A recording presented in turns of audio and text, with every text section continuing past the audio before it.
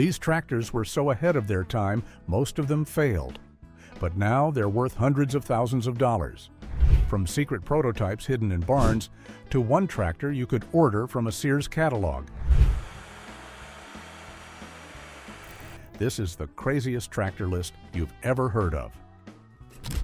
So, here are the 13 legendary tractors you never knew existed. First Advance, Rumely Oil Pull Tractor. The Advance Rumely Oil Pull is one of those old-school tractors that just screams legend. It came out in the early 1900s, and by the 1920s, it was super popular with farmers across the American Midwest. The thing that made it so special was its huge engine and the fact that it ran on kerosene, not gasoline. Back then, gasoline was more expensive, so being able to use a cheaper fuel saved farmers a ton of money. The oil pull name actually came from the way it cooled the engine, with oil instead of water. One of the most well-known versions was the 3060 Model E. This beast weighed over 10 tons and had just one huge cylinder in the engine. That's right, just one cylinder, but it was massive. It made a deep, slow noise that echoed across the fields. It wasn't fast, but it had crazy pulling power.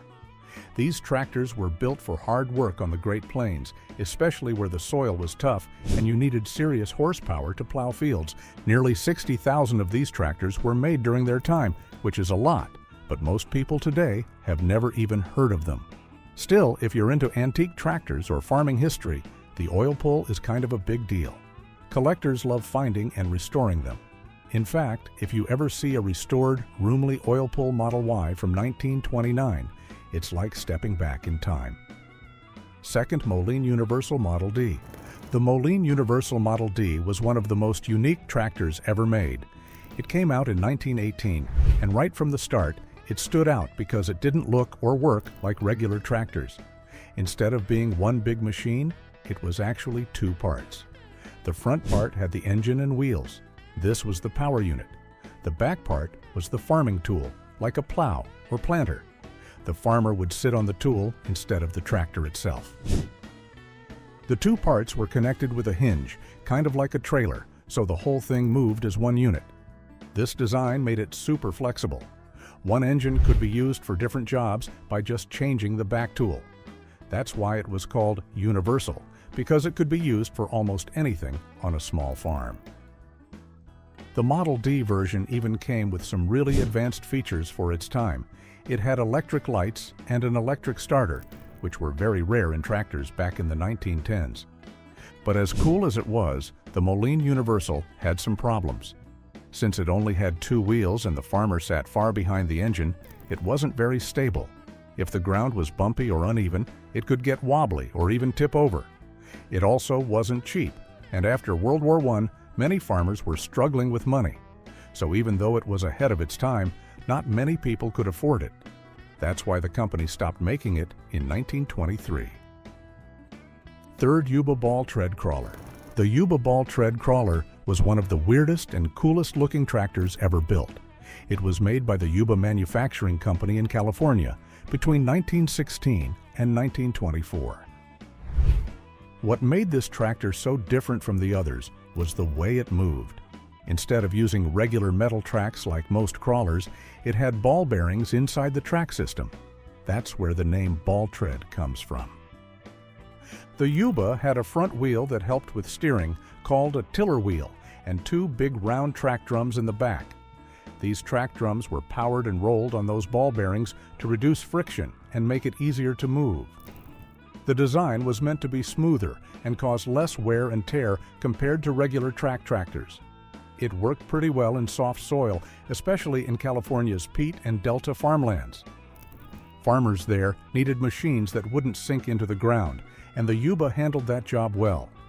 Even though it was a smart design, it didn't really catch on. By the 1920s, other crawler tractors with regular tracks became more common and cheaper to make. Plus, the economy was taking a hit, so a lot of smaller companies like Yuba couldn't keep up. Production stopped, and the tractor slowly disappeared. But people who are into antique tractors still love the Yuba because of how rare and different it was. One of these tractors, a Yuba 2035, even sold at auction for around $90,000. Fourth Armstead Snow Motor. The Armstead Snow Motor was like something out of a science fiction movie, but it was real and it existed in the 1920s. It wasn't a full tractor by itself, but more like a crazy upgrade you could slap onto a regular Fordson tractor. Invented by Marvin Armstead around 1922, this invention replaced the tractor's regular wheels with giant spinning screws. Not kidding, huge metal cylinders with spiral blades wrapped around them. When these turned, they would push the whole tractor forward through deep snow and ice, just like a corkscrew. This wild-looking machine was called the Snow Devil, and once it was shown off, people were stunned. In one demo, a Fordson with the Armstead setup pulled 20 tons of logs through snow that would have stopped any normal vehicle. It could even climb snowy hills that regular tractors couldn't handle at all. And the best part? It could do around 6 to 8 miles per hour on snow, which is actually decent for something that heavy and old. People up north were interested right away. Orders came in from places like Alaska, Canada, and even the Royal Northwest Mounted Police. There was clearly a need for something like this in freezing places. But still, the snow motor didn't go big time. Only a few were ever built, probably because it was expensive and not many people were ready to switch from normal wheels to screw drives. Piatti Avery Chetar de cette Pet, Doches de cette Pet, draft horse tractor. The Avery 45-65 was a total beast of a tractor back in the early 1920s. It was made by the Avery Company in Peoria, Illinois, which at the time was a big name in farming equipment. This machine was nicknamed the draft horse because of how strong and powerful it was. Basically the tractor version of a workhorse. It had a huge twin-cylinder engine that could deliver 45 horsepower on the drawbar for pulling stuff and 65 on the belt for powering machines like threshers. Back then, those were some pretty serious numbers. What made this tractor stand out wasn't just its size, but also the cool features it came with. It had a cellular radiator to keep things cool, a water pump, and even a pressurized lubrication system, things that weren't common in most tractors at that time. Avery was clearly trying to build something ahead of its time, and honestly, they nailed it from a technical point of view. But here's the sad part. Even though the 45-65 was an amazing machine, it came out at the worst possible time. The farming economy took a huge hit after World War I, and by 1923, Avery went bankrupt. Their tractors were expensive, and farmers just didn't have the money to buy them. So even though the 45-65 was strong, smartly designed, and super capable, it didn't sell well, and only a small number were ever made. And trust me, this is just getting started. Later in the video, you'll see a tractor that was literally built in someone's barn and ended up changing the whole farming industry. You do not want to miss that one. 6. Fate Root Heath Silver King. The Silver King was a small but fast and stylish tractor that came out in the 1930s. It was made by the Fate Root Heath Company in Plymouth, Ohio. Originally, it was called the Plymouth Tractor, but they had to change the name to Silver King after Chrysler, the car company, complained. The new name actually worked well because these tractors were painted in shiny silver and looked pretty cool for farm equipment. One of the coolest things about Silver Kings was how fast they were. Most tractors back then were slow and bulky, but the Silver King could go 25 to even 45 miles per hour, depending on the model. That meant farmers could use them not just in the field, but also on the road. The Model 42 was one of the most popular versions, with a 4-cylinder engine and a 4-speed transmission. It had about 25 horsepower, which was solid for its size. But the rarest and most interesting version was the Silver King Orchard model. This version had special curved fenders that wrapped around the back wheels so it wouldn't damage tree branches in orchards. Only 214 of those orchard tractors were ever built, and today only one fully restored one is known to exist. 7th Graham Bradley 503. It came out in 1937, and unlike the usual boxy, clunky tractors of that time, this one actually looked stylish. It was built by Graham Page Motors, a car company, and sold through Sears, Roebuck and Company. Yep, you could order a tractor straight out of the Sears catalog, just like ordering clothes or furniture. The goal was to make farming more modern and comfortable, and boy, they went all in on the design. The tractor had a super sleek look with car-like curves and a cool shark-nose front grille that made it stand out in the field. Under the hood, the Graham Bradley 503 had a 35 horsepower engine, electric start, and headlights. It was also built for comfort, with a roomy seat and smooth operation, something farmers didn't expect from tractors back then. It cost around $750, which wasn't cheap, but you were getting a lot of style and features for the price. People called it the most glamorous tractor of all time, and honestly, it's easy to see why. But even with all that hype, the tractor didn't last long. Only about 2,000 were made before production stopped in 1939. The company, Graham Page, was struggling with their car business, and the tractor market was super competitive. So the whole thing kind of flopped. 8. Minneapolis Moline UD-LX Comfort Tractor. The Minneapolis Moline UD-LX, also known as the Comfort Tractor, was basically the first tractor that tried to be both a workhorse and a car. It came out in 1938, and it was way ahead of its time. Most tractors back then were loud, rough, and had no protection from the weather. But the UD-LX changed all that. It had a full enclosed steel cab, comfy car-like seats, a windshield, working wipers, lights, an electric starter, and even luxury touches like a heater, cigarette lighter, and a radio. It was built on the base of the Minneapolis Moline Model U tractor, but this version was made to do more than just farm work. With a powerful 283 cubic inch engine making about 46 horsepower and a special transmission that let it go up to 40 miles per hour, you could actually drive it into town like a car. The idea was that a farmer could use it during the week for hard work and then take the family out in it on Sunday.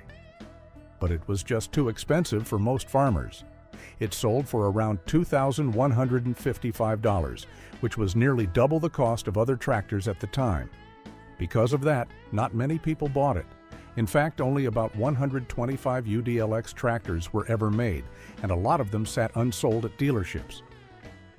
Production ended by 1941. Even though it didn't sell well, the UD-LX is a total legend now. Collectors go crazy over it, and when one shows up at an auction, it can sell for 6 figures. 9. Allis-Chalmers Model G. The Allis-Chalmers Model G is one of the smartest and most unique tractors ever made, especially for its size. It was produced from 1948 to 1955 and wasn't huge or super powerful, but it had a really clever design. The biggest thing that made the Model G different was its rear-mounted engine. Most tractors have the engine in the front, but not this one. The engine was placed behind the driver, which gave you a completely clear view of the tools underneath the tractor. It only had about 10 horsepower, thanks to its little 4-cylinder Continental engine, but that was actually perfect for what it was made for. It was lightweight, around 1,300 pounds, and super easy to maneuver.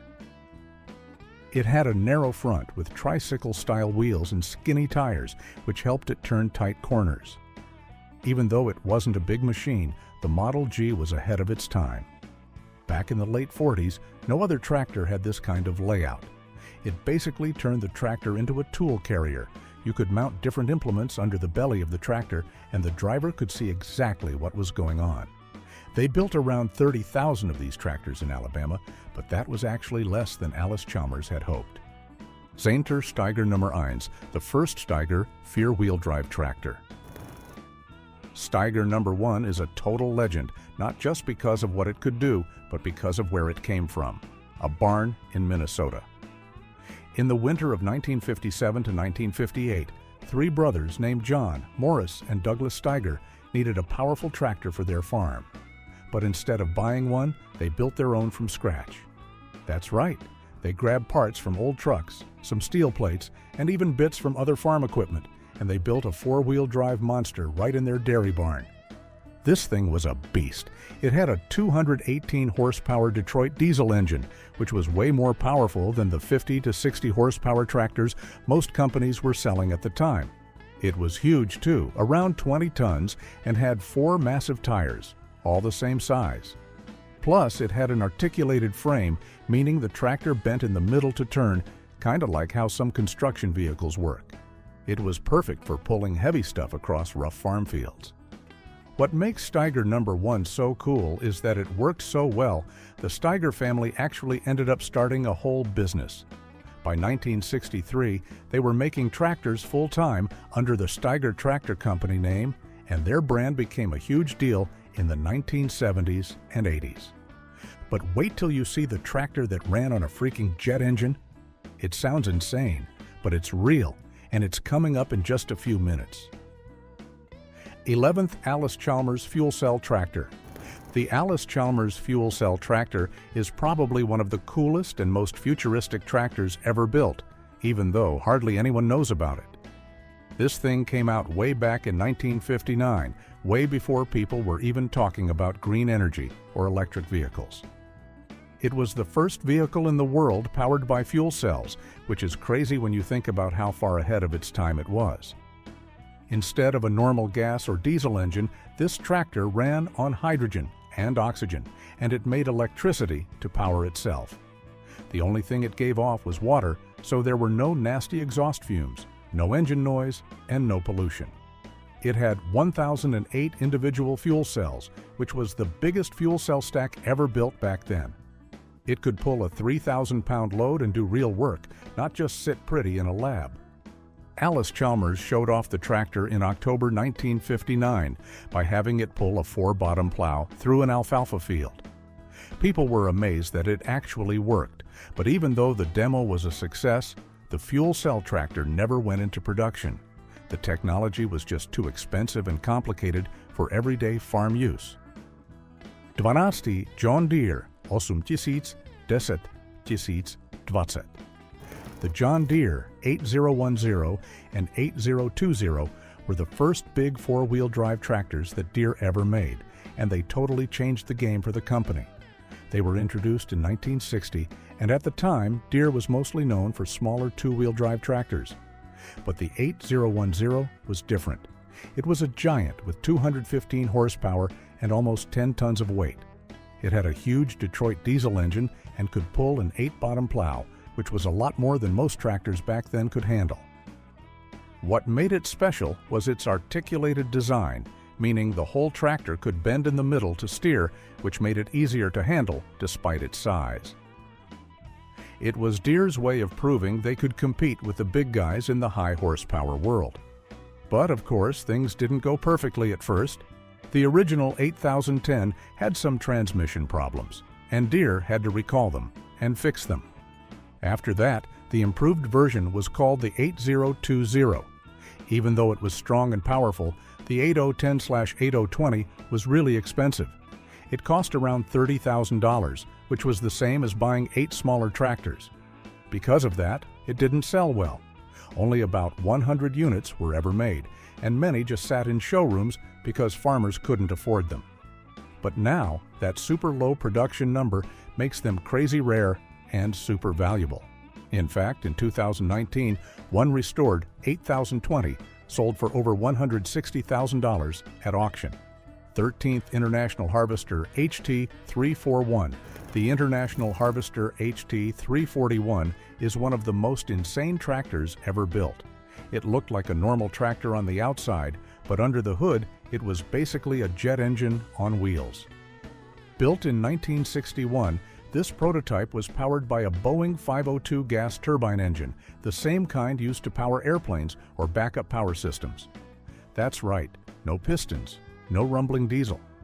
This thing ran on jet fuel or kerosene, and the turbine spun at a mind-blowing 57,000 RPM.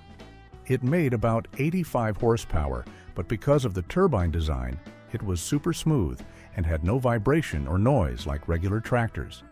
It also had one of the first hydrostatic transmissions, which meant it didn't have regular gears. You could change speeds really smoothly. The idea was that this new tech would make tractors more efficient and easier to control. IH showed off the HT341 at farm expos to wow people with how futuristic it was. It could do real work too, like pulling heavy loads in the field. But sadly, it had some big problems. For one, It used a lot of fuel, especially when doing hard tasks. It also got super hot, needed huge air filters, and was crazy loud, which meant the driver needed ear protection. Because of these issues, IH decided not to mass produce it, and by the mid-1960s, the whole project was shut down. So, which one blew your mind the most? Tell us in the comments. And if you enjoyed learning about these wild tractors, don't forget to give this video a thumbs up and hit that subscribe button for more awesome history and machines like this. And trust me, the next list is even wilder.